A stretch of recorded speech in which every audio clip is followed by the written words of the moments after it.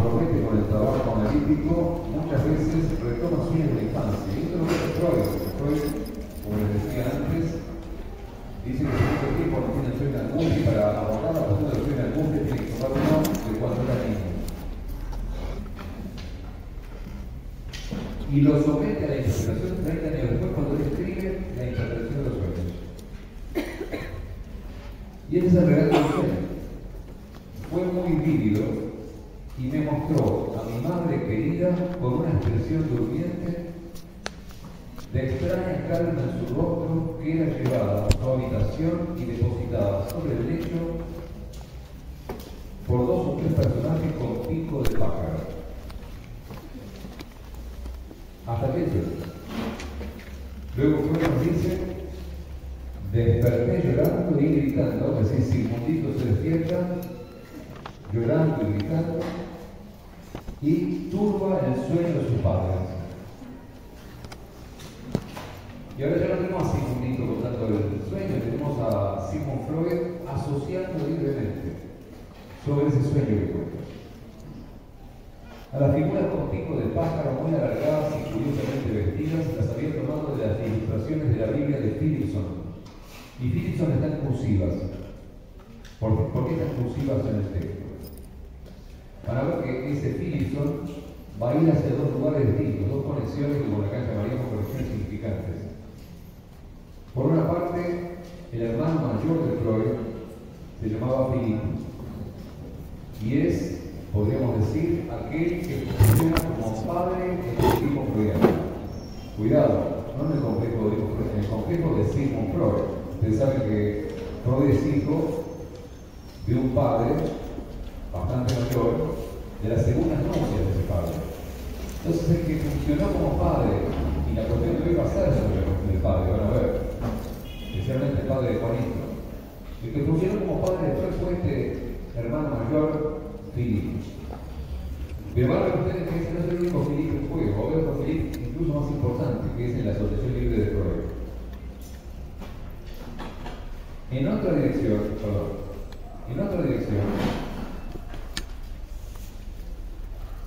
el análisis me brinda el recuerdo del malcriado hijo de un conserje que solía jugar con nosotros en el prado lindero de la casa, y yo le dije que se llamaba Philip.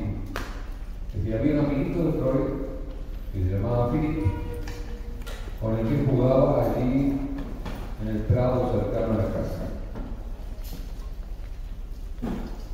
Después me parece como si de ese muchacho hubiera oído yo por primera vez la palabra vulgar que designa el comercio sexual y que las personas cultas sustituyen siempre, en alemán, por una palabra de origen latino, coincidir. Es decir, si ustedes son alemanes y quieren invitar a alguien a pasar una noche en sus casas, le dicen, bueno, pues quizás vayamos a coincidir. Coincidir está en lugar del verbo alemán Opel.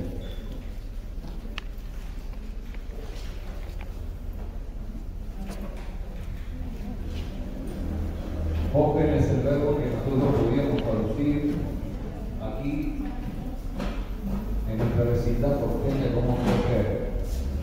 Por algún gesto de ese amiguito que yo no me animo acá a repetir delante de ustedes, Freud entiende que Opel quiere decir eso. Muy bien. Y a la cual, a esa palabra que el amiguito le enseñó, la elección de las cabezas de Gavilán alude con suficiente nitidez. Las personas que llevan a la madre en andas, una madre que está con un rostro calmo, tranquilo, la llevan en andas, tienen picos de pájaro, cabezas de gavilán. Esos pájaros tienen alguna relación, vamos a decir una más por acá, significante con el término Fokker, porque Fokker es volar. Es decir, que de algún modo, cuando ustedes invitan a alguien a pasar una noche con ustedes, invitan a volar, ¿no? Es decir, que la cuestión del volar, del coger, va por diversos caminos, ¿no? Sustituyéndose por algunas representaciones, pero no se trata solamente de la sexualidad. La expresión del rostro de mi madre en el sueño estaba copiada del semblante del abuelo, de su abuelo, el abuelo de Freud. a quienes unos días antes de su muerte yo había visto roncando en coma. Este es un sueño de gestos, de semblantes, ¿no? Está el semblante calmo de la madre que llevaba con los personajes de Pico de Pájaro, está el semblante, el gesto de ese amigo de Freud que le enseña con un gesto un poco lujurioso esa palabra que designa el comercio sexual de modo vulgar en alemán. Y finalmente está el semblante del abuelo, la expresión del rostro del abuelo que está un paso al arpa, se está muriendo en coma, calmo también. Qué novedad, dirán ustedes, ¿no? Muerte y sexualidad, anudándose en un sueño. Bueno. Y acá viene la cuestión crucial para nosotros y para el trabajo de esta clase. La interpretación llevada a cabo en el sueño mismo ha de haber sido pues que mi madre moría. Con lo cual armoniza también el bajo relieve de la tumba. ¿Recuerdan esos pájaros? Por ello toma de la Biblia de Stevenson de un bajo relieve en la tumba. En esa angustia desperté y no sé qué hasta despertar a mi madre.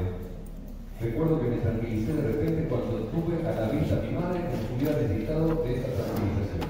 Ella no ha muerto entonces. Fíjense la lógica del sueño. Sigmundito duerme. Sigmundito en el sueño sueña que la madre, mi madre, muere. Eso es la angustia Sigmundito. Sigmundito angustiado. Sigmundito se despierta, despierta a los padres, despierta a la madre está viva, Sigmundito está tranquilo. Es diáfana la lógica. Por supuesto que esto no lo calma Freud. Pero intenten pescar la idea de que esto es una interpretación. Freud está diciendo que antes que cualquier analista suelte una interpretación, el sueño ya es una interpretación. El sueño entrega una interpretación. Y la interpretación que entrega el sueño es: mi madre está muerta. Ahora, mi madre está muerta es lo que despierta y lo que angustia. Aparentemente sí, porque lo despierta a Sigmundito, ve que la madre está viva y se queda tranquilo. Pero escuchen bien lo que dice Freud acá. Y acá encontramos la lucidez freudiana. Pero esta interpretación secundaria del sueño se produjo ya bajo la influencia de la angustia desarrollada. Escuchen bien. No era que yo estuviese angustiado por haber soñado que mi madre moría, sino que interpreté así al sueño porque ya estaba bajo el imperio de la angustia. No es que mi madre muere y Sigmundito se angustia. No, Sigmundito duerme, Sigmundito se angustia y la muerte de la madre, mi madre muere, es una interpretación que Freud llama secundaria, que le da sentido a la angustia, que le da un motivo a la angustia, pero que no es la causa de la angustia. Pero recordarán la insistencia que venimos teniendo en este teórico para separar la causa del motivo. La causa de la angustia no es el motivo de la angustia. El motivo de la angustia es una interpretación secundaria, una elaboración que en el sueño mismo se produce para velar aquello que mostró una puntita y se ha revelado. Insisto, mi madre muere, dice Freud, es una interpretación secundaria del sueño. El sueño interpreta, el sueño elabora, el sueño intenta que nos durmamos en un sentido y tengamos motivos eventualmente para estar tristes, pero no ya angustiados. La causa de la angustia es otra. No era que yo estuviese angustiado por haber soñado que mi madre moría, sino que interpreté así en el sueño eso, porque ya estaba bajo el imperio de la angustia. La interpretación, mis estimados, es un remedio contra la angustia. La interpretación es un remedio contra la angustia, es una elaboración simbólico-imaginaria que ya introduce el sueño y que nos readormece, envuelve despierta y nos adormece en el sentido en el que estamos adormecidos. Ya hemos establecido que no hay dormir ni religión que no sea del sentido. Este es el epígrafe para esta clase. Porque lo que vamos a estudiar es que la fobia es una interpretación que resuelve la angustia.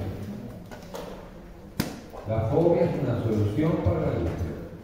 Es una solución interpretativa. Pequeña vuelta más metapsicológica para que se entienda esto.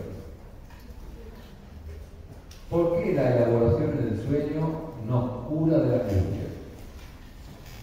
Porque el sueño supone religar la energía libre, el sueño religioso. Religar es lo que está desligada. Este es un problema que tiene la idea de que la represión, lo han estudiado, separa el afecto de la representación. Si el afecto queda libre, es angustia. El trabajo del inconsciente hace que la energía libre se religue. Lo hace por la vía de lo que llamamos interpretación. Y ustedes tal vez bien están pensando, ¿y en qué se distingue entonces la interpretación del analista de la del sueño? Porque la interpretación analítica tiene otra función que adormecernos como lo hace la interpretación propia del inconsciente, seguramente. No lo vamos a estudiar aquí, no lo vamos a estudiar en psicopatología, pero quizás en clínica de adultos puedan pensar ustedes la diferencia que hay entre una interpretación que adormece, la del sueño, la del inconsciente, la del trabajo insistente del inconsciente por darle a lo real algún nombre. Recuerden ustedes el trabajo que se hecho todo el año para mostrar que el trabajo del inconsciente está causado por un real que resiste a la interpretación simbólica. Y queda la pregunta respecto de qué función tiene la interpretación del analista, respecto de esta interpretación dormitiva, que es la del inconsciente, llamémoslo así, cadena significante. Bueno, hoy vamos a estudiar de qué manera la fobia tiene esa misma función de solución, de interpretación,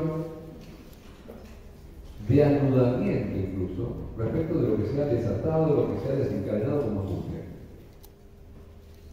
Y entonces vamos a comenzar por un texto que ya han trabajado ustedes y lo vamos a retomar desde esta perspectiva, que es el elemento teórico, lo han trabajado en las comisiones. Si no esta semana, en este tiempo,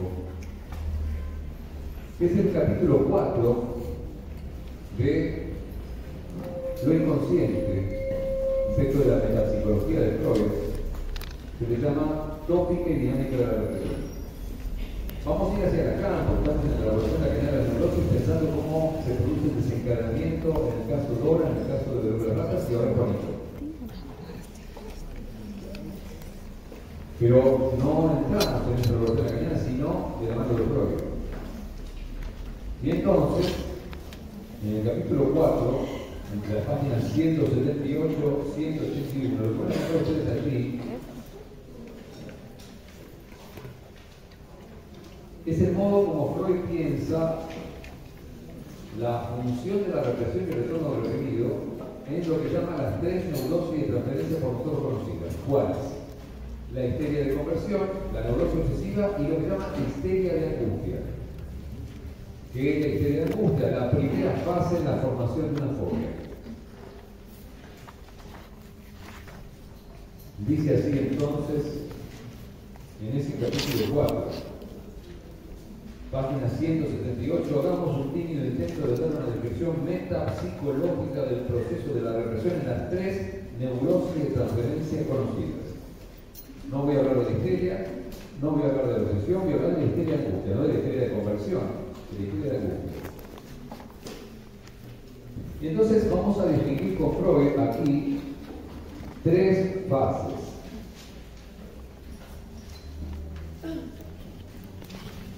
Tres fases. Fase 1, fase 2, fase 3. Van a ver que nos va a quedar sin completar en este cuadro, una fase 0 que vamos a tener que eventualmente plantear oportunamente. Y entonces dice, en el caso de la histeria de angustia, página 179, una primera fase del proceso suele descuidarse Quizás ni siquiera se la advierte, pero es bien notable para una observación más cuidadosa. Consiste en que la angustia surge sin que se perciba ante qué. Nos interesa esta frase de modo crucial. Es una angustia, y acá es el sufrimiento de la angustia. Angustia sin que se sepa ante qué. Podemos decir que es una angustia sin objeto, entonces no se sabe ante qué. Lacan va a cuestionar al señor y que la angustia sea sin objeto, es decir, la angustia no es sin objeto. Sin que se perciba ante qué, yo lo voy a interpretar, y espero que den la razón en esto, es que no hay representación a la que la energía libre esté ligada. Porque lo que provocó la angustia, lo que hizo entrar el sujeto en la angustia para Freud, es una represión. No estamos en 1925, inhibición de angustia. Estamos en 1914. Para Freud viene la represión y eso genera angustia. Después va a tener tiempo Freud de cambiar algunas cosas y decir la angustia genera represión, 1925. Acá estamos en el nivel en el que la represión consiste en qué cosa. Lo esencial de la represión es el divorcio del afecto y la represión, y el afecto queda libre. Y porque la energía queda libre, eso es anti-homeostático. Perturba la homeostasis.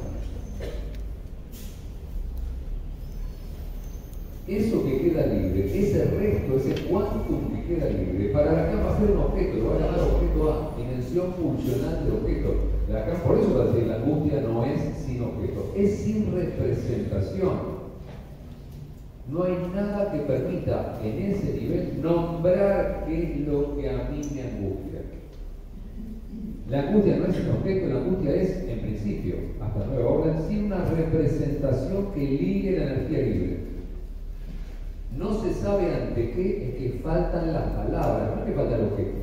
Justamente se presentifica el objeto en su dimensión funcional, diríamos después, energética, el quantum, aquí. Porque la represión operó esa separación, ese divorcio del afecto respecto de la organización, y el afecto queda libre y eso angustia.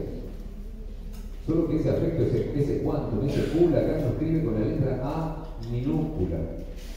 Se entiende la dimensión real del objeto. No es sin objeto esa angustia. Que no se sepa ante qué, es que falta un nombre.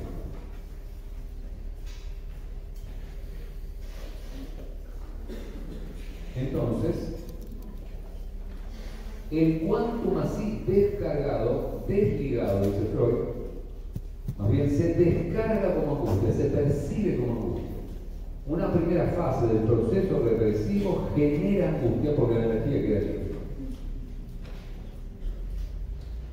A raíz de una eventual repetición del proceso se dio un primer paso para domeñar ese desagradable desarrollo de angustia. El segundo tiempo es un intento de domesticación, Freud lo llama en la traducción esta, que tiene como domeñar la angustia. ¿Cómo se domeña? ¿Cómo se domestica la angustia? Pues se le enlaza como un caballo que está suelto. Usted también tiene un potro suelto por allí y van y le tienen un lazo. Lo enlazan. Es un lazo, pero es un lazo uno. Se enlaza por una representación.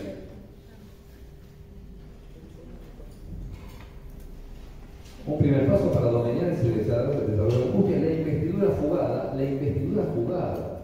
La investidura es el quantum, que se ha escapado, que se ha desligado, se vuelca sobre una representación sustitutiva.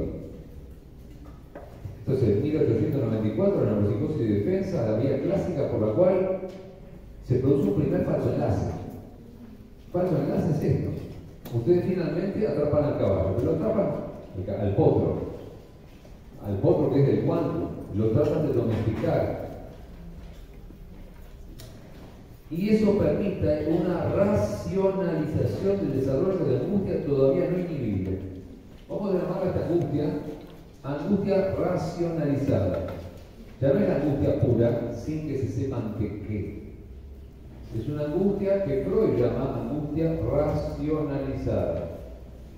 Lo racional implica la dimensión del representante, de la representación, de lo simbólico que está en juego.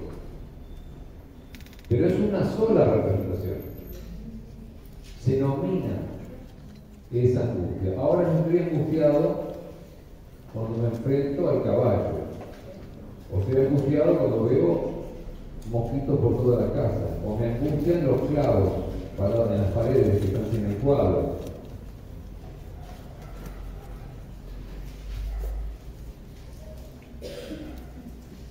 Eso permitió una racionalización del desarrollo de la angustia todavía no inhibible. Y la angustia no se vivió, no se termina el proceso, el tratamiento de la angustia, no se resolvió el asunto, no hay solución todavía. La representación sustitutiva juega ahora para el sistema consciente el papel de una contrainvestidura. Es el lugar desde donde arranca ahora el desprendimiento del afecto, no inhibible todavía.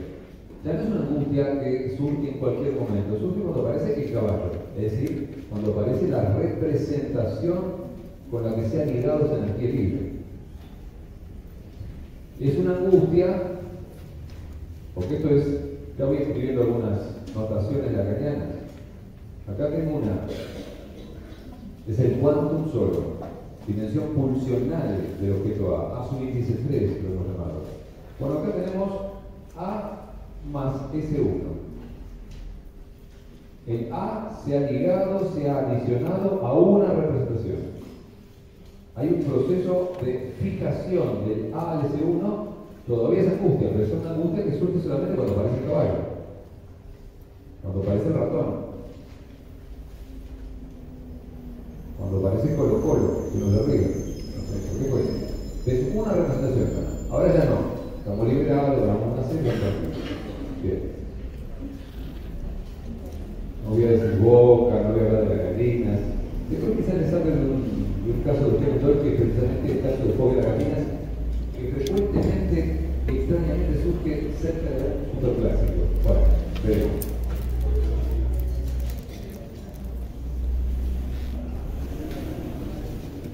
Bueno, Freud habla así entonces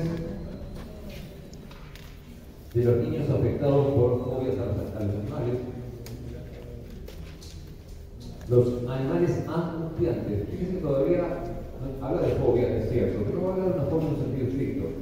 Habla de un animal que angustia, no al que se le tiene temor, todavía no hay temor. Es una angustia que está racionalizada, es que está ligada a una representación.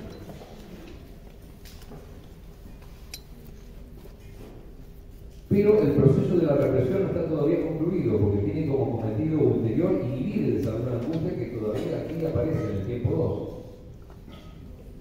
Porque es una angustia que parte ahora del sustituto, de la representación. Y entonces, esto acontece del siguiente modo. Todo el entorno asociado de la representación sustitutiva es investido con una intensidad particular. Allá no es el caballo. Es el caballo que muere, es el caballo que cae, es el caballo que tiene un carro. Una excitación en cualquier parte de este parapeto. Tiempo 3. El tiempo del parapeto fóbico.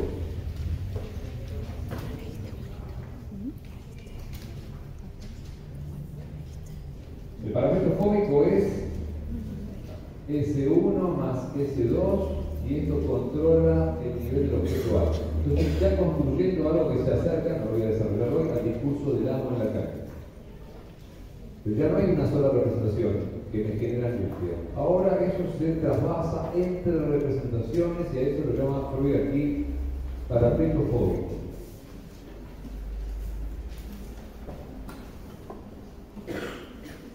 Una excitación en cualquier lugar de este parapeto dará consecuencia del enlace con la representación sustitutiva y envió para un pequeño desarrollo de angustia que es aprovechado como señal. Acá aparece mucho antes de 1925 la idea freudiana de una angustia señal. Angustia señal. Pero ya no es angustia esto ya es miedo, esto ya es una fobia.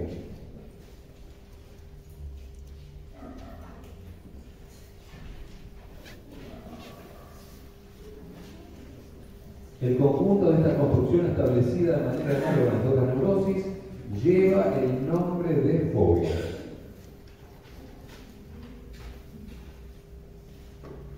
Y Freud indica que en realidad el tercer tiempo extiende el trabajo del primero. Lo que importa es el término trabajo. Y estos dos tiempos de algún modo quedan enlazados bajo el término alemán Arbeit, que es trabajo. El aparato psíquico trabaja, mientras el aparato psíquico trabaja, ustedes descansan, se duermen. ¿Recuerdan la oposición de dormir y despertar que hicimos la vez pasada? Desencadenamiento, despertar, anudamiento, dormir. Mientras el aparato psíquico trabaja y las cargas van siendo tramitadas, desplazadas, uno duerme, suele dormir porque el trabajo, y cuando el trabajo se detiene, uno se despierta angustiado. El momento del detenimiento del trabajo del inconsciente, donde fracasa el disfraz, la censura, hace que lo real que está justamente elaborado por el trabajo aparezca.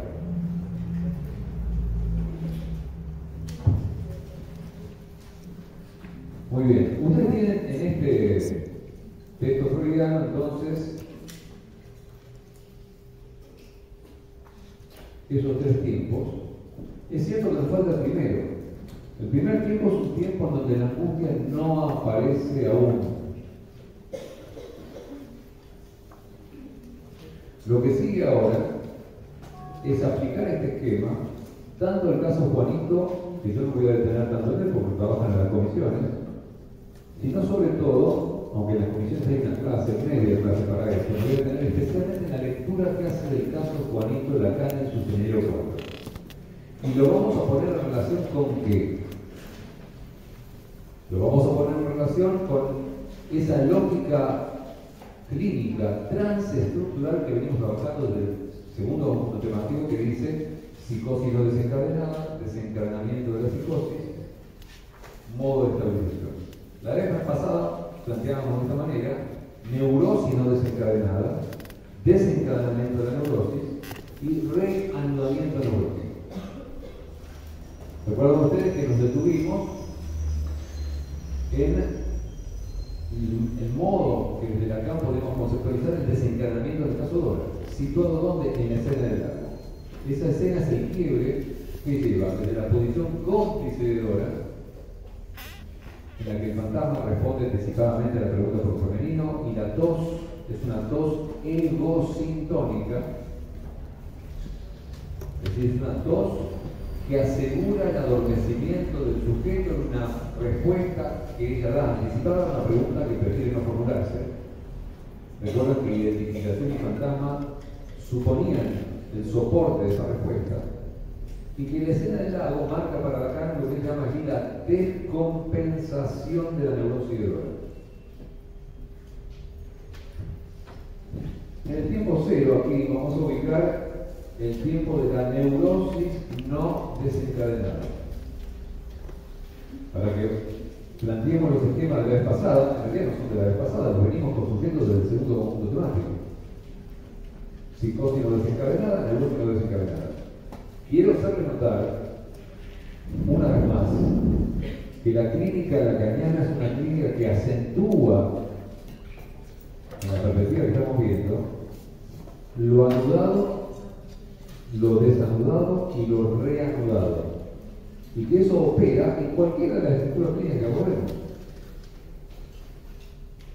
Es decir, que tenemos la normalidad neurótica o psicótica, tenemos el modo que en la neurosis o en la psicosis esto se desanuda y tenemos algún orden de sufrimiento subjetivo que ahora estamos abordando por la vía de la angustia. Así que acá ubicamos qué cosa: el desencadenamiento de la angustia.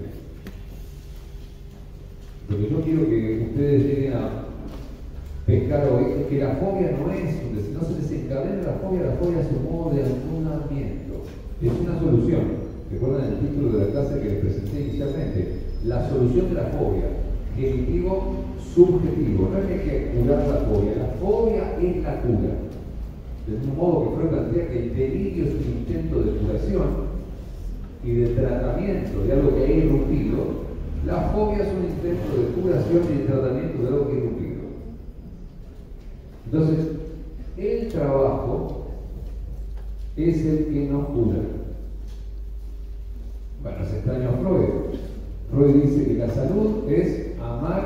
y trabajar. Ahora estamos planteando la vía del trabajo. El trabajo, acá es el trabajo del inconsciente. El trabajo del inconsciente es un trabajo de interpretación. Que hace el inconsciente interpreta un real que sea presentificado. A determinado momento, el real se presentifica, ustedes se angustian, y el inconsciente se pone a trabajar para reducir ese real y darle un tipo de respuesta simbólico-imaginaria.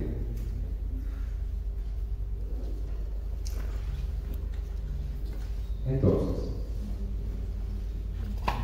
yo lo voy a ver desde acá.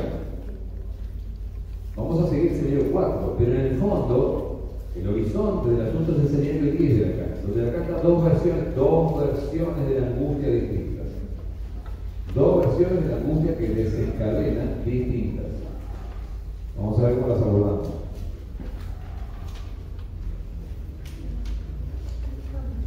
Lacan también desarrolla tres tiempos en el caso Juanito. Pero los tres tiempos que Lacan desarrolla en el caso Juanito son el tiempo cero. Vamos a Lacan ahora, ¿no? Lacan Juanito.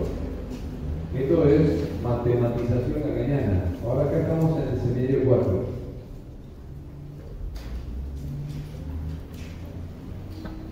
La relación de objeto. Voy primero a plantearles el recorrido y vamos a ir a detenernos a leer cómo lo plantea Lacan en el seminario 4. El primer tiempo, en la psicosis, ¿cómo lo planteamos? ¿Qué orden de suplencia, de compensación permitía que una psicosis, aún sin contar con el nombre del padre, se mantenga estable? Una compensación imaginaria, una identificación imaginaria. Una identificación imaginaria compensatoria del inconsciente. La cárcel nivel 3 y la cárcel nivel 4 tienen la idea de que lo imaginario viene a suplir un defecto.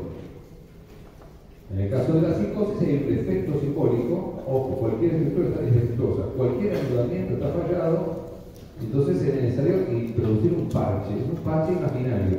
La identificación imaginaria en el seminario 3 compensa el tipo ausente. Seminario 3, Dora. ¿Cómo compensa Dora la forclusión que pesa sobre ella? Que no es la forclusión del padre, que es la forclusión de lo femenino. Porque no hay un significante en lo simbólico que diga bien de lo femenino. ¿Qué es lo que le permite a ella mantener, tal como lo establecimos la vez pasada, una comedia vienesa, un ballet de a 4 y funcionar incluso de cómplice cuidando de los hijos de la señora K para que su papá y la señora K sin problemas puedan encontrarse? La identificación no es Una identificación nada más. Hay una identificación acá. Y Lacan por todas las vías dice que es de prevalencia imaginaria en principio, porque digamos que identificación imaginaria como si de Deutsch en las psicosis no desencadenadas. Recuerdan no confundir ese tiempo de la psicosis no desencadenada con la prepsicosis que ya supone la entrada en el desencadenamiento de la psicosis, ¿no? Bien. Bueno, el yo de Dora es el señor K, y esa situación, el yo de Dora del señor K, es el eje imaginario de Prima Lambda, o, recuerdan, el piso más bajo del grafo, M I de A. El yo de Dora es el señor K, y por esa vía, la tos de Dora le permite a ella acercarse por la vía de ese intermediario masculino a su objeto de interés, como dice acá, que es el señor K. Hay que agregar que esa identificación viril, en el caso del padre, comporta elementos simbólicos. Ahí agregamos algo más. No es solamente imaginaria esa identificación, que por lo demás ustedes saben que la identificación imaginaria tiene un soporte simbólico. Pero Freud en Psicología de las Masas, en ese del yo, capítulo 7, 1921, dice que la identificación a un rasgo del objeto amado es precisamente la identificación de Dora con un rasgo del padre, con un rasgo. Ein Ziegler Sub, dice acá. Con un rasgo simbólico. Es cierto que la identificación viril le permite a una histérica eventualmente responderse anticipadamente a la pregunta por la mujer, por lo femenino, identificada a un hombre, más imaginariamente en relación con el señor K, más simbólicamente en relación con su padre. En el señor 4 ustedes encuentran en Juanito lo que se llama el paraíso de la felicidad de Juanito. Juanito es feliz. Es feliz en la medida en que él cree que él es el falito de mamá. Identificación con el falo imaginario.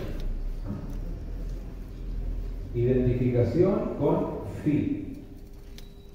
Escribo el falo imaginario con el fi minúscula. Sí. Perdón, perdí un poco.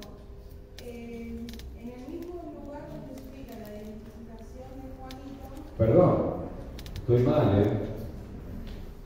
Estoy ubicando esto en el desencadenamiento de la angustia. Mal. Porque puse seminario 4K. Vamos de vuelta, perdón. Vamos de vuelta. Esto es lo inconsciente. Nadie me corrige, por favor. Dígame, te estás equivocando, que no va. Lo inconsciente va acá, estos son los temas que yo estoy usando, se pueden usar otros, y ahora tenemos el seminario 4. Freud en el inconsciente no habla del primer tiempo, que es un tiempo estable, estabilidad. La cara del seminario 4 llama el paraíso de la felicidad de Juanito a la identificación con el faro de la madre. Yo soy tu falito y te completo. Vamos a escribirlo así: fi, flecha, a mayúscula sin tachar. Ahora me parece que está bien, porque la pregunta. Sí, me preguntaba algo. Es eso, la ubicación me parecía que. Ah, bien, muy bien. Cuando señalaste acá, yo dije que algo que no andaba. Efectivamente. No, todavía no tenemos el tema de la angustia, Juanito. Juanito va a la cama de la mamá, se hacen mimitos cumplidos. Vieron que está traducido por cumplidos. Hay un momento que los cumplidos dejan de funcionar y Juanito se vuelve más y más angustiado a mayor cantidad de cumplidos de la madre. La madre le hace mimitos y todo está bien, le hace mimitos y todo está bien, pero llega un momento donde los mimitos de la madre ya no hacen nada bien. Y la pregunta central, acá lo dice el señor por todos lados, la pregunta central que se hace Freud en ese historial es por qué coños, digámoslo así, en un momento los cumplidos de la madre, los mimitos de la madre, en lugar de calmarlo y volverse el espacio de su felicidad, hay que escribir la felicidad así, felicidad fálica, felicidad, porque en un momento eso deja de ser un tiempo feliz o feliz y se vuelve angustiante y los mimos de la madre comienzan a angustiar. Y Freud tiene algunas hipótesis por aquí, es que nació la hermanita, que hubo la amenaza de castraciones, que la masturbación, cantidad de hipótesis que Freud suelta allí, y no está muy claro qué es lo que ocurre en ese momento que hace que el tipo empiece ya a angustiarse y ya no pueda quedarse ni soportar estar tan cerca de la madre ni esa cama con la madre sin que el padre venga a sacarlo una oreja de ahí, ¿no? El tiempo de la angustia en Juanito supone, y es crucial, acá algo que vamos a interrogar hoy sobre el final de la clase sin perder tiempo, que es lo que en inglés se dice the point of no return, el punto de sin retorno. Hay un momento donde ya no hay retorno y ya los mimitos no sirven más y ahora ya cerca de mamita me angustio y no hay con qué darle. No puede volver al tiempo anterior. Es crucial porque en el nivel de lo que llamamos desencadenamiento siempre se pesca ese asunto del punto de sin retorno que yo quiero después, de todos modos, retornar. Voy a hablar de eso después. ¿De qué sería? Porque no nos sirve solamente para pensar este momento de que hay un antes y un después, sino que nos sirve para pensar la entrada al análisis, el fin del análisis, qué es lo que hace que efectivamente las cosas ya no vuelvan a ser iguales. Por eso le pregunta al final de análisis terminal e interminable, ¿qué es lo que hace que los efectos analíticos sean duraderos? Y no que sean simples cuestiones que pequeños argucias cosméticas y uno de todos vuelve a ser un neurótico medio enfermito que era antes. No, ¿cómo puede haber allí un punto de no retorno? ¿A qué llamamos un punto de no retorno? Pero en todo caso lo situamos. Acá hay un punto de no retorno. Van a ver ustedes que en los tiempos que siguen no ocurre lo mismo. Puede haber elaboración del inconsciente y uno puede, sin embargo, volver al tiempo de angustia. Pero la felicidad inicial, a ese paraíso, eso está perdido. Como todos los paraísos. El paraíso de la dicha está perdido. ¿Cómo lo plantea Lacan en el seminario 4? Es identificación con el faro mal, es una vez más una identificación imaginaria.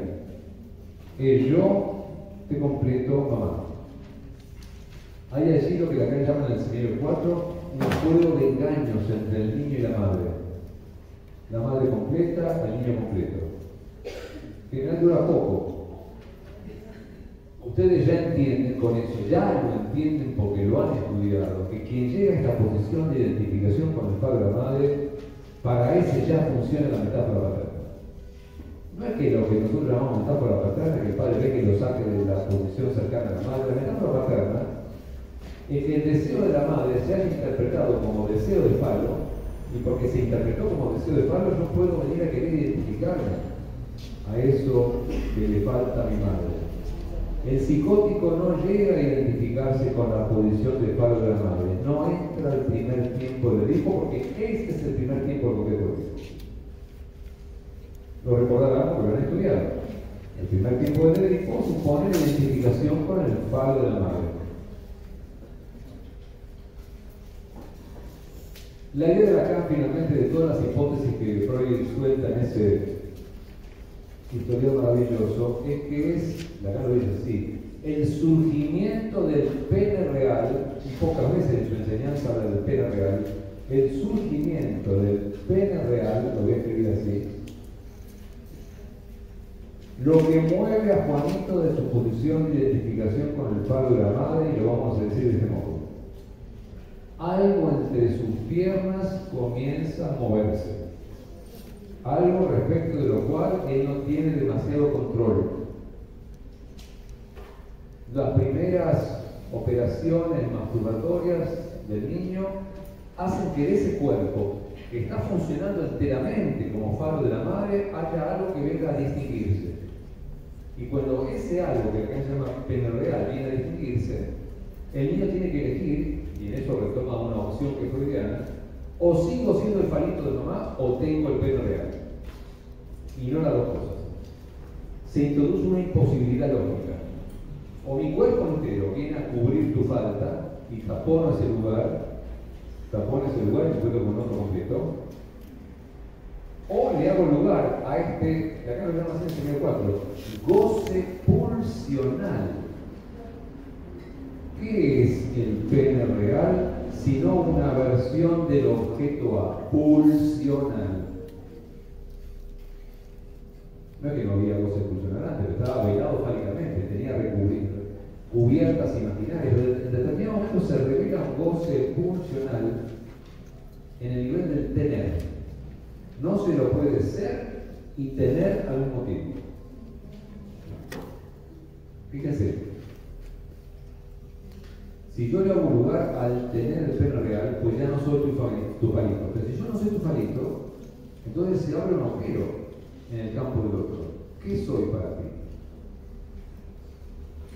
La idea de Lacan es que la angustia surge no solamente en relación con la presencia del objeto A, que acá está ubicada como presencia del pene real, sino como surgimiento del deseo del otro. Y estas son las dos versiones de la angustia que ustedes pueden encontrar en el seminario 10, que aparentemente serían contradictorias. Fíjense, Lacan dice, la angustia no es un objeto, supone la presencia del objeto. Y con esa dimensión, la angustia no es un objeto, presencia del objeto A, eso compatible con la angustia es la falta de la falta. Cuando falta la falta, se presenta el objeto. ¿Recuerdan esos trabalenguas que tratamos de jugar en las primeras clases del primer punto temático? El objeto tiene que faltar para que lo desee.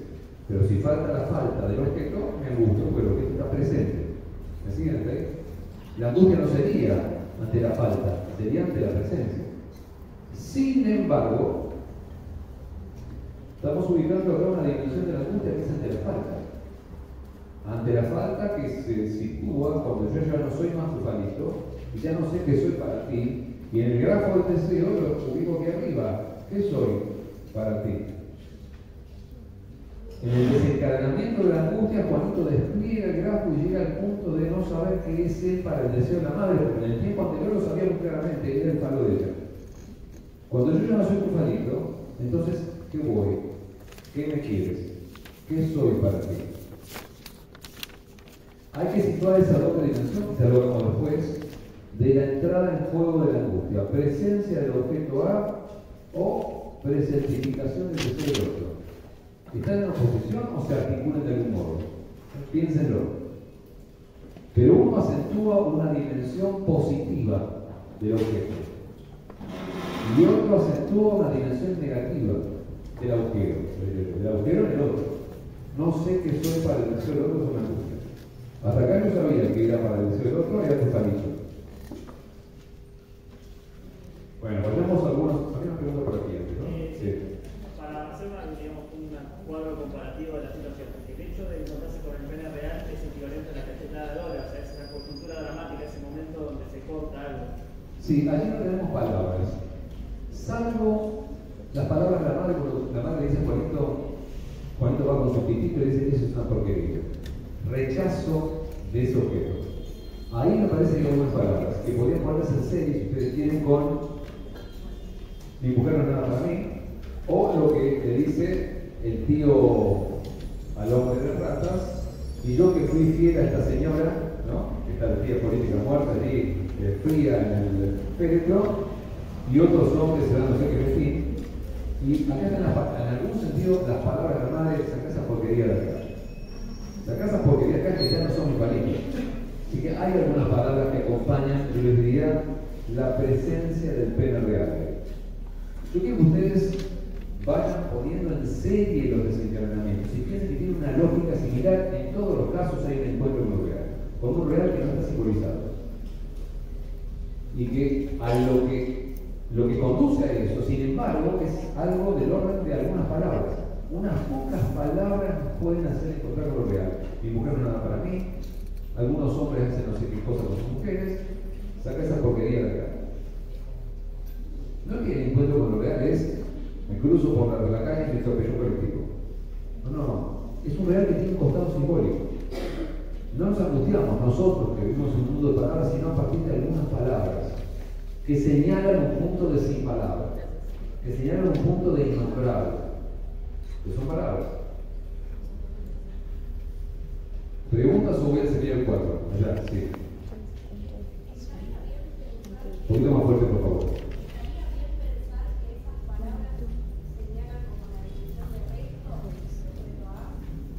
Yo creo que esas palabras señalan o bien aluden a este objeto o bien aluden a este agujero. O son lo mismo.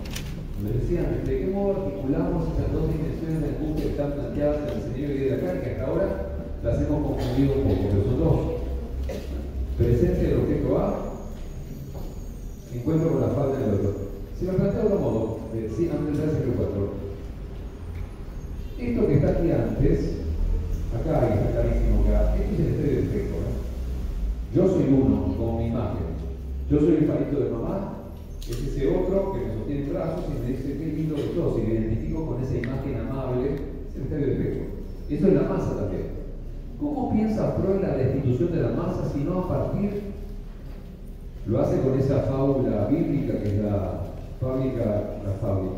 fábula de Judith y Holofernes. Judith, la heroína del pueblo hebreo, le corta la cabeza a Holofernes, ustedes saben, después de haber perdido su virtud, sale de la carpa de Holofernes con la cabeza de Holofernes y se la muestra así al ejército que se rompe la masa, se digrega la masa y entra en una angustia pánica, dice Freud. ¿Qué es lo que angustia a ese ejército? ¿La cabeza de Holofernes o el cuerpo descabezado? ¿Se ve? Están en el... ¿Es el cuerpo sin cabeza, a mayúscula tachado? ¿O esta a minúscula que es la cabeza sola? Me toca a mí el día 17 de octubre, que no es cualquier día, como ustedes saben, aquí en Argentina, dictar una clase en el Departamento de Estudios Psicoanalíticos sobre autismo y psicosis de la infancia. Y le he llamado a esa clase la lealtad autista. Es el día de la lealtad, ¿no?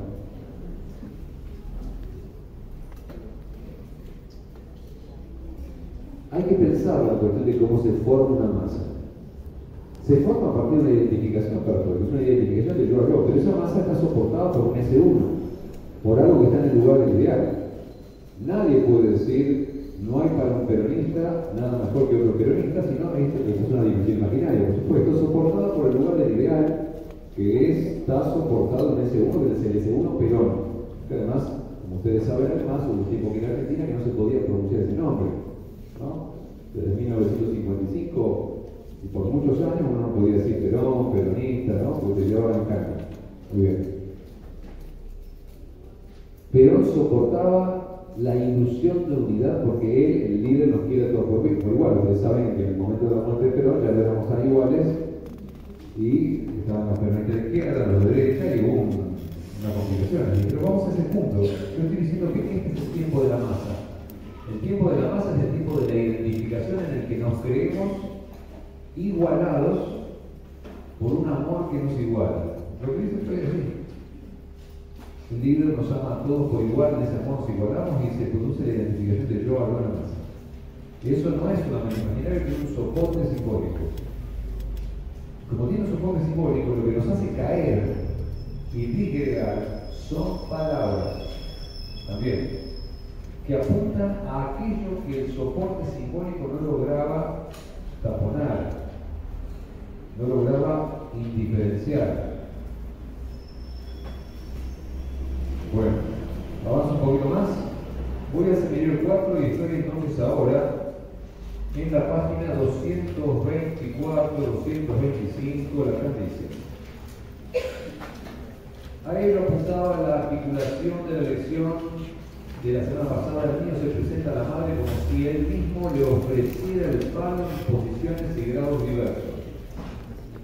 Puede identificarse con la madre, identificarse con el palo, identificarse con la madre como portadora del palo o presentarse como portador del palo. Hay aquí un alto grado no de abstracción, sino de generalización de la relación imaginaria que llamamos tramposa, mediante la cual el niño le asegura a la madre que puede colmarla.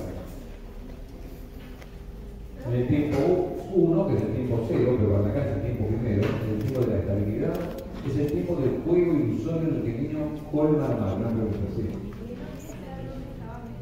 Página 226, el 4. ¿En qué momento algo pone término a la relación que así se sostiene? ¿Qué se lo pone en el caso familiar? Lo que cambia, página 227, es que su pene, el suyo, empieza a convertirse en algo muy real. Su pene empieza a moverse y el niño empieza a masturbarse. El elemento importante no es tanto que la madre intervenga en ese momento, sino que el pene se ha convertido en real. Podemos preguntarnos si no hay una relación entre este hecho y lo que surge en ese momento, es decir, la angustia.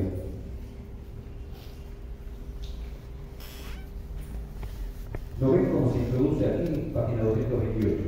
Cuando aparece Juanito bajo la forma de una pulsión. ¿Recuerdan la relación entre la pulsión y lo real? Surgimiento de algo pulsional, es un objeto pulsional. Acá habla de falo imaginario y habla de falo simbólico, nunca habla de falo real. Habla de pene real, es una dimensión del objeto pulsional. Y el niño entonces empieza a ver como una trampa lo que durante tanto tiempo para él había sido para Juanito el paraíso, la felicidad. Pero en cuanto interviene su pulsión, su pene real, se evidencia ese despegue del que hablaba hace un momento. En ese punto de encuentro entre la pulsión real y el juego imaginario del señuelo, allí esto está en relación con su madre. ¿Qué se produce entonces en esa neurosis? No les sorprenda, hay una regresión. ¿Cuál es la primera forma de la defensa que Lacan introduce? La defensa que se introduce para salir del punto de angustia. Van a ver ustedes que Lacan, siguiendo a Freud, no va a ubicar a la fobia del caballo como en una solución. Vamos a ubicar acá. Acá voy a ubicar lo que Lacan llama la metáfora fóbica.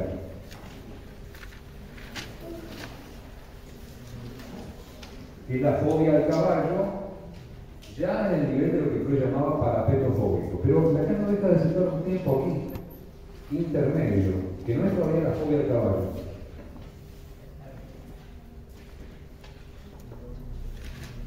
La regresión se produce cuando ya no alcanza lo que hay para dar y su influencia le produce más profundo desasosiego. En ese punto, la ansia abierta frente a él lo conduce al temor a ser devorado por la madre. Este es el primer aspecto que adquiere la fobia. Antes de que el tipo piense que el caballo lo va a morder y eso va a resolver el asunto porque va a tener temor al caballo, antes de eso va a surgir el temor. ¿Es un temor o es una angustia? Es la angustia racionalizada. Pero pongámosle el temor a ser devorado por la madre. ¿Recuerdan que la vez pasada habíamos situado como una primera salida, luego del pasaje al acto, en Dora, un delirio de reivindicación, donde Lacan decía que Dora iba con ese síntoma, Dora Freud, que su papá quería prostituirla. Allí donde el sujeto no encuentra qué es lo que es ante el deseo del otro, en Dora surge un soy la puntita de papá. Es una punta delirante.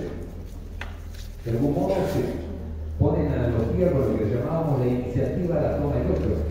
Mi papá quiere prostituirme, dice Lacan en el Señor 3, capítulo La disolución imaginaria. En Juanito que encuentran antes de la fobia del caballo, soy el bocado de mamá. Lo que quiero mostrarles es que acá hay una identificación que da ser, una identificación imaginaria. Soy el palito de mamá. Acá si no soy el palito de mamá, no sé qué es lo que soy para ti, me angustio. Y la primera salida regresiva es una regresión a la fase oral, es me quiere comer. Le temo a ella. Lacan lo llama, escuchen bien, el primer aspecto que adquiere la fobia de Juanito. No es un aspecto muy divertido, no es una solución genial. Pero una vez más, y esto es lo que quiero que vean, es que hay una analogía con el modo con el que Lacan aborda la ironía de la psicosis.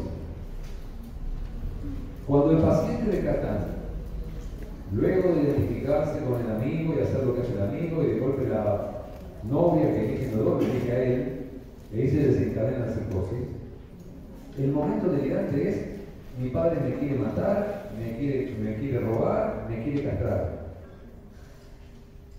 Dora, mi padre me quiere prostituir. Juanito, mi madre me quiere comer. Por una vía que es sin dudas delirante y no hace eso a la cuestión del diagnóstico psicopatológico, aun cuando dentro del campo del delirio, por supuesto que tenemos que hacer diferencias. Pero la salida siempre es por la vía del encuentro con una significación que atempera la angustia de no saber qué soy para el otro. ¿Qué soy para el otro? El bocado de mamá. ¿Cómo no encontrarlo en casi todas las infancias? ¿O a ustedes les parece que es por azar el cuento de Caperucita Roja, de Hansel y Gretel? Hansel y Gretel es bien evidente, ¿no? Está esa... Bueno, está la bruja de todos lados. Está la que es la esposa del padre, que no era madre de los chicos, que le dice al marido: che, nuestros chicos están de más, estos pibes me echan mucho las pelotas, echémoslo, mandándolos al bosque. El padre los echa. Le hace caso a su mujer, pero no sabe por qué. Los echa. Ponen bien ustedes esos pedacitos de pan para poder volver. Bueno, se lo comen los pajaritos, se van a jugar lejos y encuentran una casa de caramelo, chupetín, chocolate. La dimensión oral es inocultable, pero lo que está detrás es la bruja que se lo quiere comer y está preparando ahí la manita para meterlos adentro. Se van de la madrastra y termina en la bruja. Tienen ustedes que topológicamente es así: uno cree que está saliendo de un lugar, sale por una puerta, está entrando por la misma, ¿no? La bruja está al comienzo, la bruja está al final. Caperucita Roja.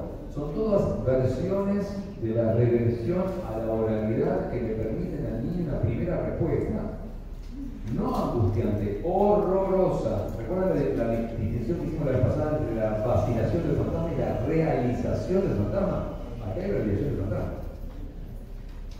El hombre de las ratas. ¿Qué soy yo? Algo al que le van a meter una rata por ahí. Y le da consistencia a que al goce del otro. Fíjense que la salida ante el sinsentido del deseo del otro, en este tiempo, es darle consistencia al goce del otro, al goce del capricio, del tratante de blancas, del prostituidor, que es el padre de Dora, en esa idea que Dora le va a contar a Freud. Usted sabe que Freud la desarma enseguida y dice, bueno, está muy bien, tu papá te quiere hacer objeto de un escaparate oscuro, pero ¿qué papel tenés en todo esto si le cuidabas a los chicos antes? ¿Qué responsabilidad tienes en esto de lo que te quejas? Y desármale, desconsiste ese goce del otro, que es la primera salida enfermiza. A veces se entiende, la angustia puede ser un tipo patológico, pero hay que ver si no es peor el remedio delirante que uno encuentra frente a la enfermedad. Cuidado, la psicosis, esto no es la metáfora delirante, es el delirio. Es la ideación delirante que hace sufrir al psicótico. Otra cosa es la metáfora delirante, es un tipo de cosas. Es cierto que participan del mismo trabajo, pero hay algunos trabajos que son pesadillescos. Esto es lo que quiero decir. Acá está el sueño de la angustia, acá está la pesadilla. Lacan define así la pesadilla en el escenario 10. La pesadilla, dice Lacan, es el peso opaco del goce del otro en el cuerpo, en el pecho del durmiente. Y habla de los súcubos y los íncubos. ¿Sabes qué son los súcubos y los íncubos? Unos geniecitos, al mejor estilo irlandés, vieron esos pequeñitos, medios verdes. Se montan sobre el soñante y lo hacen sufrir y gozar. Me quiere castrar, me quiere comer, me quiere coger, me quiere cantidad de cosas, me quiere. Ahora, ahí yo no estoy ante el sinsentido del deseo del otro, estoy ante la certeza del goce del otro. Que ya es una salida respecto al mundo, es una salida tortuosa. La pesadilla no es el sueño de la angustia. La pesadilla no es la vacilación del fantasma que me deja ante el sinsentido del suelo. La pesadilla es la realización del fantasma en el que yo encuentro un ser, que es un ser de mierda. Si es que tomo la vertiente anal, es un ser chupado. Si es que tomo la vertiente oral, la quiero más dora, me quiere comer. Página 230, no recuerdo el seminario 4.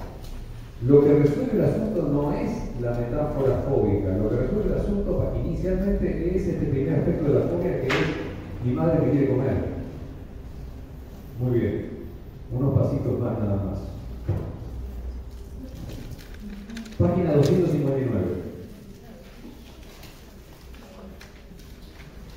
De pronto en el juego imaginario se produce cierta descompensación.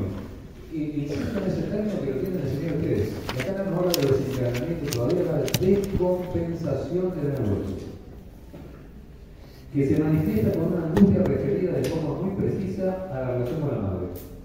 Hay diversos elementos de lo real que vienen a complicar la situación, y los elementos de lo real no son unívocos.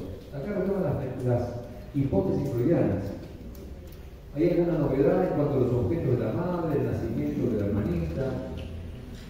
Pero sobre todo está la intervención del pene real con la complicación que introduce.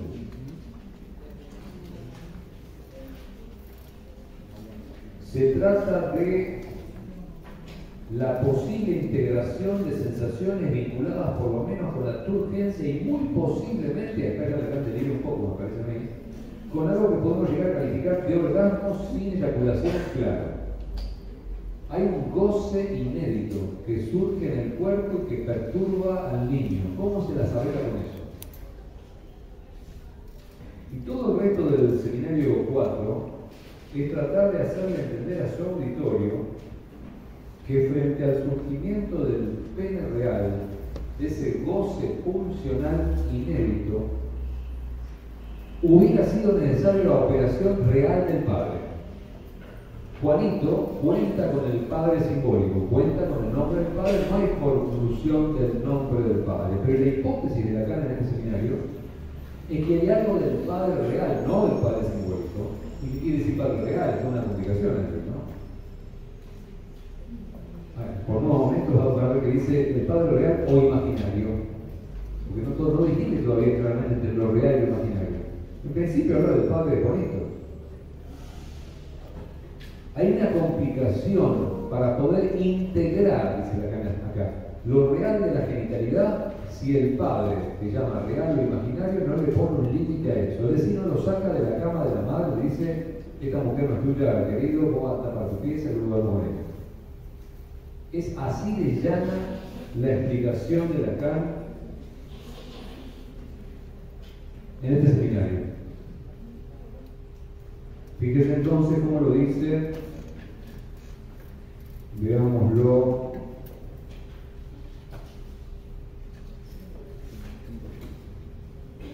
Entre las páginas 366 en adelante.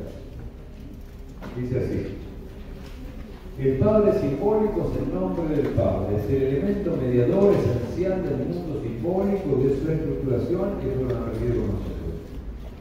Es necesario, parece, el destete más esencial, que es el definitivo, bla, bla, bla. Hay el Padre simbólico, pero también hay el Padre real. Como la experiencia nos enseña, eso tiene una función esencial.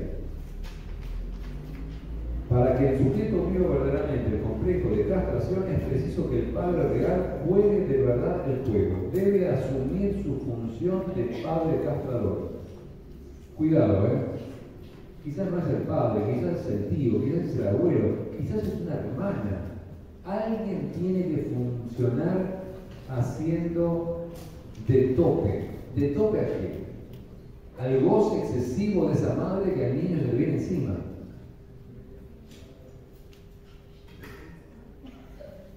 En el caso de Juanito, esto se ilustra maravillosamente. Hay un padre simbólico y el padre de Juanito, que no es un insensato, cree en él enseguida.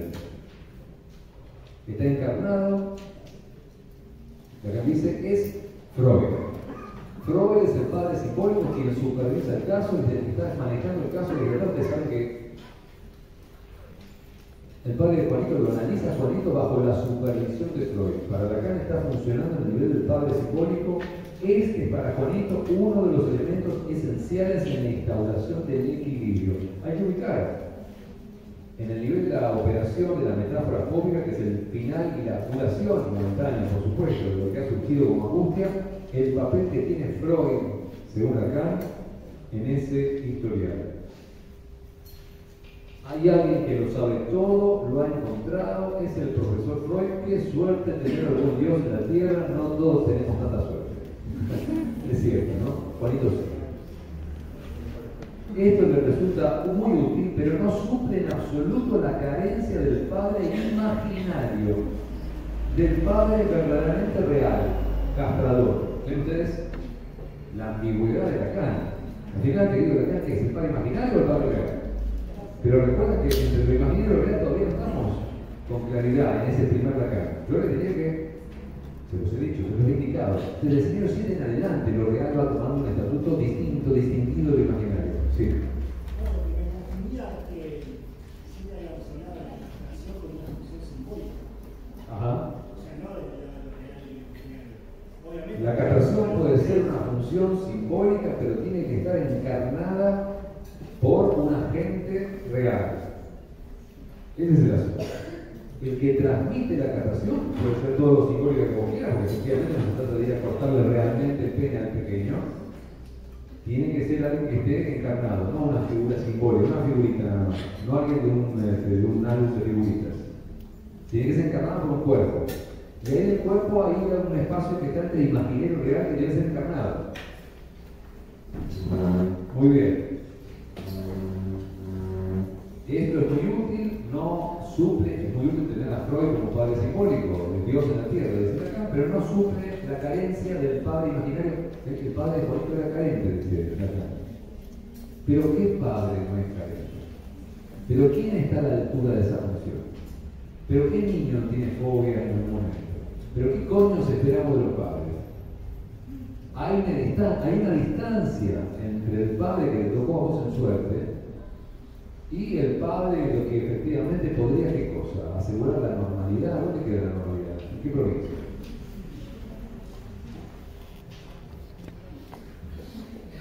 Muy bien. Aquí está todo el problema para Juanito. Para Juanito se trata de encontrar una suplencia para ese padre que se obstina en no querer castrarlo.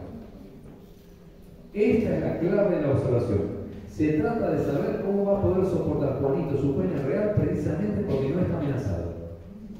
Para poder integrar ese real de la genitalidad, que acá se llama pene real, tiene que haber una prohibición que esté soportada por un cuerpo real, no por una ficción nada más. Aun cuando la función de la castración sea simbólica, el que transmite eso no es solamente una figurita. Esto es lo intolerable de su situación, esa carencia por parte del castrador. Y entonces Lacan dice, porque el padre no es el castrador, porque el padre no muerde bien, necesita construirse un caballo que venga a morder en su lugar. Y a eso lo llama significante fóbico. Esa es la función, página 401, del elemento fóbico.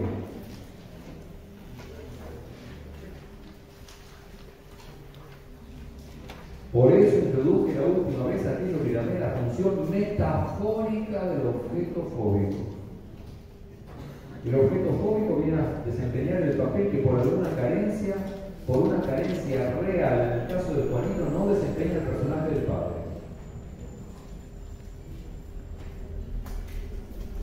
No es otra la función del caballo. Es el elemento alrededor del cual van a gravitar toda clase de significaciones. Bueno, el seminario, como ustedes saben, sigue. Pero nuestra clase va terminando. Por lo menos me quedan 15 minutos y quiero ir al punto de no retorno, que me parece muy importante. Y entonces les diré que Lacan y Freud tienen una posición distinta respecto de la fobia, y hay que destacarlo. Freud señala que la fobia le permite a Juanito elaborar la ambivalencia propia del complejo de Edipo. Juanito ama al padre y odia al padre. ¿Cómo resuelve esto? Bueno, la cuestión del odio la desplaza sobre el caballo y todo el temor que le tiene el padre lo va a desplazar sobre el caballo. Y va a quedar solamente expedito el camino del amor al padre y vivir entonces resolviendo la ambivalencia entre el amor al padre y el temor al caballo. Freud sostiene que la fobia entonces cumple una función referida al temor al padre. Ese es Freud. Lacan piensa que no es así. Que Juanito no le teme al padre. Que el padre es inconsistente respecto de su función de castrador y que porque no le teme al padre tiene que inventarse una figura de un tigre de papel, un caballo que venga a morder allí donde el padre no muere. Como le decía yo una vez, si Dora tose donde el padre chupa, pues acá Juanito tiene una fobia donde el padre no muerde. El caballo muerde donde el padre no muerde. Es la posición distinta entre Freud y Lacan. Freud piensa que Juanito le teme al padre. Lacan dice, no, justamente no le teme al padre, porque no le teme al padre tiene que inventarse un caballo a quien temerle y que venga a amenazar ese goce inédito que es el goce del pene real, porque el único modo de adquirir algún tipo de acceso a la genitalidad, que acá llama real allí, y el término genitalidad no solo que acá le guste más adelante, que por ahora lo usa, es a partir de la incidencia no del significante del nombre del padre nada más, sino de un agente real de la castración que acá se ubica como padre imaginario o real. Pregunta sobre la cuestión del punto de no retorno, con eso vamos a terminar hoy. Adelante.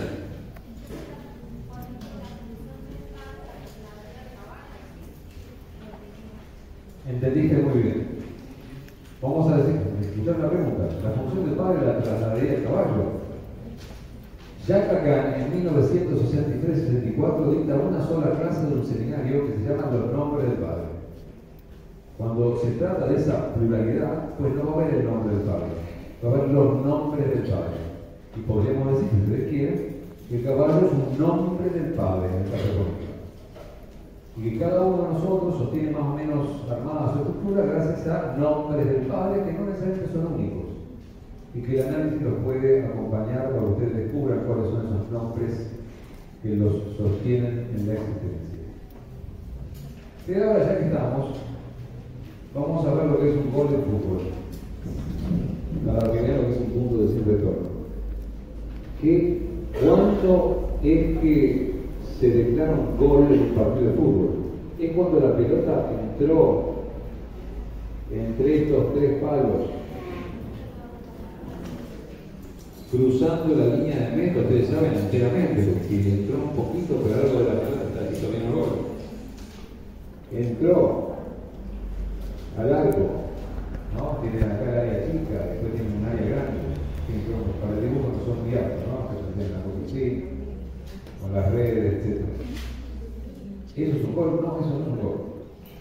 Sin ir más lejos, y no quiero herir susceptibilidades, ustedes saben que hace poquito, pues se anuló un gol de Boca en el último minutito, porque el muchacho la metió con la mano, ¿no? Pero la pelota había entrado. O esos tiros libres, ¿vieron? Que pegan en el travesaño, dan acá y baja y pum, pum, pum, pum, pum, y da acá, y uno no sabe si está para acá, si está para allá.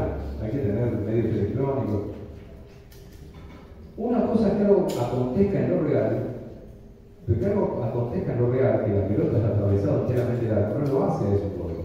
Eso tiene que ser redoblado por la sanción de alguien que ha encarnado una figura de autoridad que llamamos árbitro.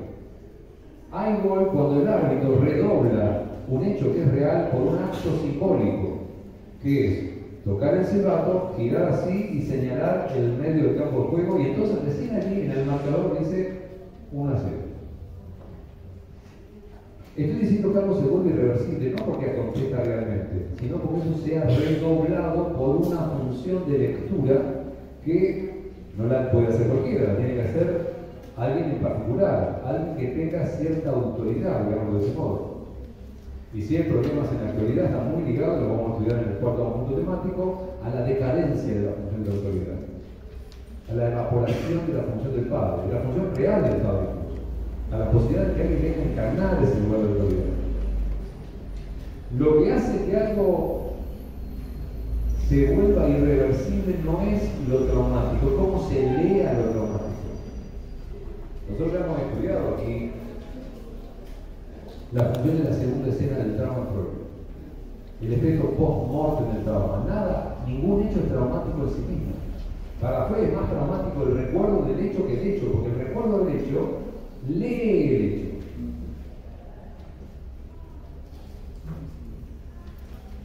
No hay 25 de mayo sin 9 de julio. 9 de julio es una instancia simbólica que redobla e inscribe la Revolución de Mayo. Necesitamos ese tiempo de redoblamiento que asegura la irreversibilidad. Juanito en algún momento lee que no puede al mismo tiempo tener el pene real y ser el Papa. No se puede eso al mismo tiempo.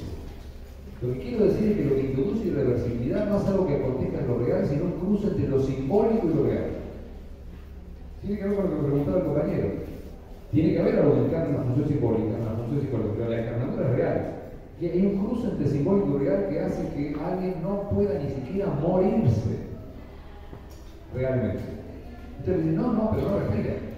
No respira, que lo declara los médicos. Tiene que haber un acta de defunción. No se puede siquiera nacer sin eso. Porque para que haya el estatuto civil del sujeto, tiene que ser inscrito en un registro civil. Se le tiene que dar un nombre. Cuando yo le estoy diciendo que lo que nos desencadena son palabras, es que las palabras introducen allí un punto de debate. Vamos a ejemplos. Yo, por supuesto, me he criado con la educación básica, la educación hollywoodense, pero ya que nos han parido, y ahí estamos, ¿no? No sé si vieron ustedes una película que se llama La Casa del Octubre Rojo, una película de John Connery, lindísima, a mí me gusta la de submarinos, entonces, nada.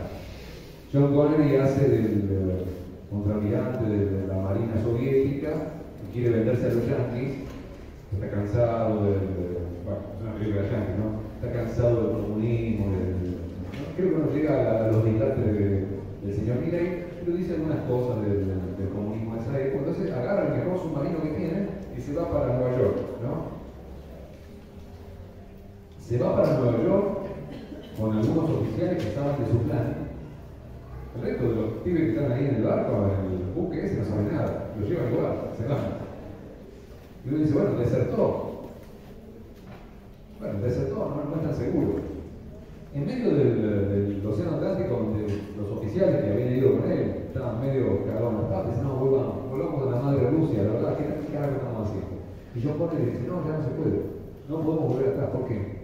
Porque yo le mandé una carta al almirantazgo soviético avisándole que yo me estaba, los estaba presionando que iba a vender los yanquis y que la última maravilla del submarino soviético se estaba vender los yanquis. Que no hay forma de volver atrás, muchachos, realmente. Es un acto simbólico. No es el hecho de salirse de la Unión Soviética y llevarle, no, es que él escribe una carta que vuelve a eso irreversible. Acá está el ejemplo de César. El cruce del Rubicón. No es solamente cruzar el río Rubicón, que parece que era un laguito así chiquitito. No es eso lo que marca el antes y el después. Lo que uno recuerda es el alea yacta es, la suerte está echada. Hay una frase significante que redobla el acontecimiento y lo vuelve tal. La suerte está echada que ya no podemos volver atrás. Hemos dado el paso, hemos quebrado las leyes de Roma, no hay forma de que eso se vuelva para atrás.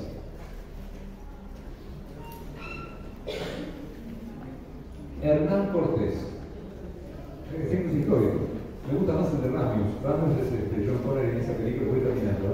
Hernán Cortés llega a las costas de México y dice, miren amigos, tenemos estas costas hermosas, vamos a conquistarlo todo.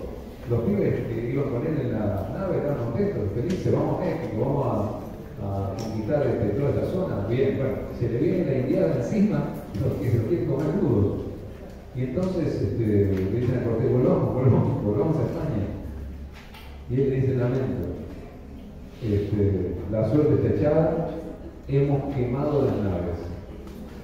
Y lo hizo, quiero decir que le prendió fuego a los barcos para que ellos no puedan volar, pero sobre todo se trata de la frase, hemos quemado las naves. Y lo que queda, se le queda a ustedes, ¿no?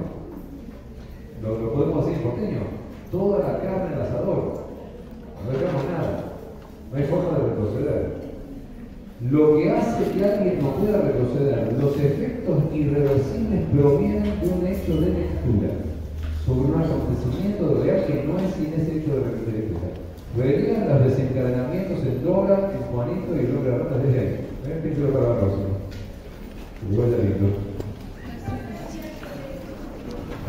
Yo les decía que el miércoles, lo dije al principio de la clase, el miércoles yo no doy clase, participo de la marcha universitaria.